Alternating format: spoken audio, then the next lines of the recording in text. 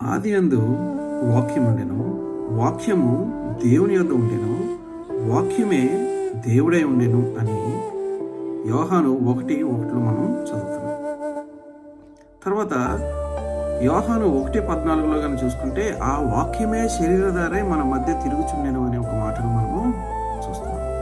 అంటే ఈ వాక్యము ఎవరు, ఆ వాక్కు ఎవరు అని కనుక మనం పరిశీలన చేసినప్పుడు అది యేసుక్రీస్తు. ఆదాము అవ్వ పాపం చేసినప్పుడు ఈ వాక్యమే వారితో మాట్లాడింది. అదే వాక్యము, అదే యేసుక్రీస్తు వారు శరీరధారై నీ కోసం నా కోసము 2000 సంవత్సరాల క్రితమైన ఈ లోకానికి వచ్చాడు.